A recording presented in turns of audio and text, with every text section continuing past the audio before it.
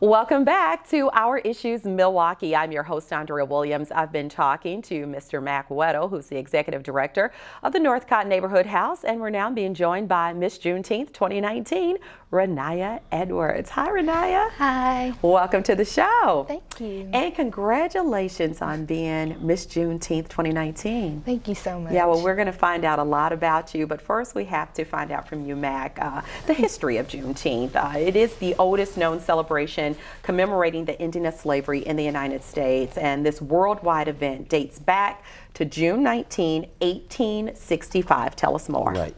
Well, Northcott is a multi-purpose community center.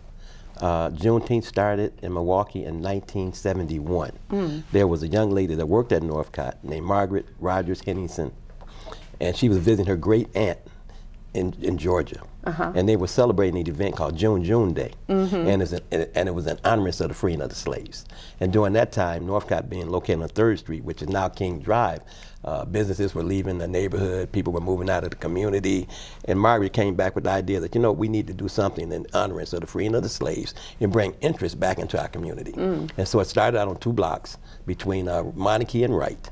And it grown from there to North Avenue, Center Street. Then we moved it from North Avenue to Center to Burleigh. And so this year will be the 48th annual Juneteenth Day celebration, and in honorance of the freeing of the slaves. Yes, and I remember growing up looking at pictures, and my mother, on the back of the picture, it said Juneteenth, Buffalo, New York. And as a kid, I was like, Juneteenth, what's that? You know? And so I think it's important to make sure when people are constantly hearing about this state holiday in Milwaukee, Wisconsin, then they need to understand the history that goes along with it. So Union soldiers landed at Galveston, Texas, with the news that the war had ended and the enslaved were now free. So that was 2.5 years after President Lincoln signed the Emancipation Proclamation in 1863. So we imagine that these people who had been thinking that they were still enslaved get this message 2.5 years later, and it turned into a jubilee. Right.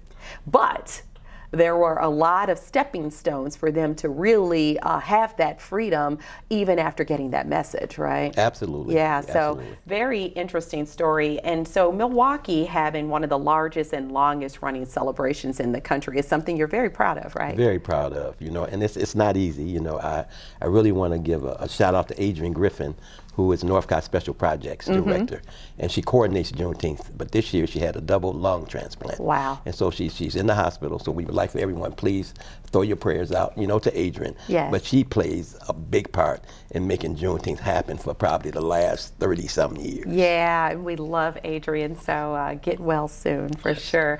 And Raniyah, so we'd like to find out more about you. Tell us where you go to school and your plans for the future. Okay. So my name is Raniyah Edwards. I'm 14 years old. I will be a freshman at Pius in the fall. My goals for the future include a lot of stuff, including opening up my own fashion brand and hopefully running for president in 2044. Wow. But that's amazing. But before then, there are obviously a lot more steps I have to take, and I'm just figuring out the middle ground before there. So I know that I know Miss Juneteenth is putting me on the right track to where I'm going. Absolutely. And so I hosted the pageant where she was actually crowned the winner, and so all of the participants were amazing and have bright futures ahead of them. So you talk about having a fashion line and wanting to get into politics. All of these things are attainable. I mean, when you're 14 and you say, this is what I want to do, knowing that you have everything in you to accomplish that and realizing it at an early age of 14, that says it all. So we're really proud of you. Why was it important for you to take part in this pageant? It was important for me to take part in Miss Juneteenth, mainly because Miss Juneteenth is the embodiment of celebration, and that's all I'm about, is celebrating. So I really wanted to bring myself to the pageant because I knew that I had something to offer, something to bring to the table, as I stated in my speech before. And if I want to enforce change, then I have to make myself a part of change. I can't just say that I want something done in Milwaukee and I can't put myself as part of the solution. That's wonderful. See what I'm saying? She's 14 years old. Yes. So if you would really talk about the significance of the pageant, because there's Miss Juneteenth and then there's Little Miss Juneteenth. So you've got young ladies who are in middle and high school, and then you've got young ladies who are in elementary school, and they all are on this same level of just really making you stop and say, wow, they've got it together. Talk about what this pageant has been able to instill into young ladies. This was the 3rd year for the Little Miss Juneteenth, and that's 7 to 13 years old. And then the Miss Juneteenth Day is 14 to 18 years old. And this was the 24th year for the Miss Juneteenth Day pageant. Yeah. But it's really important. It gives the young ladies an opportunity to be exposed to different kinds of things. You know, going to places that maybe they had never seen or heard about before. It gives an opportunity to talk to other young people, to be able to be role models to young people, to see that you can do it. I mean, just what we just heard. Yeah. You know, I mean, the future's bright. You know, and I mean, all the young ladies that were there from 7 to 18 years old. You know, with all the negative stuff that we see and we hear about, we see there's a whole future ahead, a bright future ahead that we need to look forward to and make sure that we support our young people. And I just want to thank all those parents too that came out this past Sunday to be with them, these young people, and support them. I mean, it was really probably one of the largest parent participation we've had. It was a packed house. Oh yeah, that we've had really in a long time. And to watch these young ladies with their speeches and their talent, all these different things. So what went into your preparation of taking part in this pageant? Because you're a dancer, right? Yeah. What went into my preparation for this pageant mostly was more research, because I never want to put myself in a position where people are looking at me and I don't know what's going on. So definitely a lot more research of Juneteenth, because I've been at the pageant, like sitting in the seats for the past 3 years, but mainly seeing what Juneteenth is about, why we celebrate it today, how we celebrate it today, and how can we make it more extravagant, how can we make it bigger, how can we make it better. And so basically just a lot of research. For my talent, it wasn't, I don't want to say it wasn't thought about, but it was definitely a freestyle, and there was a lot of thought behind it in my head about what I wanted to connect with in the audience. So it's more of feelings of what I wanted other people to feel. For my speech, I wanted people to know that as much as there are bad stuff in my city, we're like a rose in Harlem. Like, we're a rose that grow. I'm a rose that's growing out of the concrete. And I want everybody to recognize that there is good in our city. And we just have to we have to be the community to let it happen. So. Yeah, these are our future leaders, and every time I have young people here, they give you that chill bump effect, because you are reminded that we are in good hands. Yes, we are. And so, Mac, 9 years ago, Wisconsin Governor Jim Doyle, he signed a bill making Juneteenth a state holiday. Talk about what that means. That meant a lot, and we're really, it's a state holiday. People do not get time off from work, and so we're still working on that. You know, to make sure that they, you know, if you make it a state holiday, everything kind of slows down, and have different various programs throughout the city, not just in the black community, but all over the city and all over the state.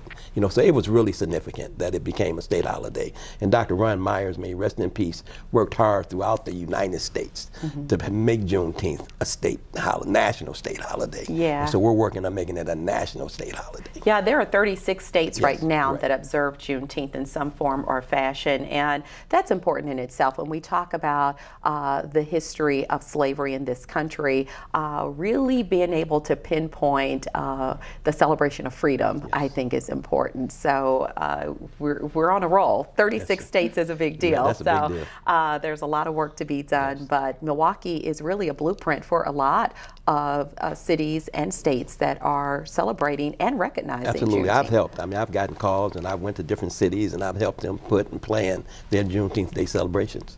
Okay, and Raniyah, we want to show everybody at home the picture of the pageant where you were crowned Miss Juneteenth.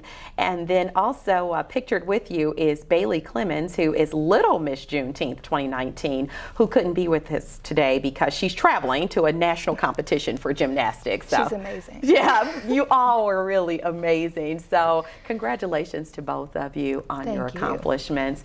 And really, you're going to be representing Northcott Neighborhood House and Juneteenth, the celebration of freedom, in many different capacities while you carry this title. So talk about what that means to you.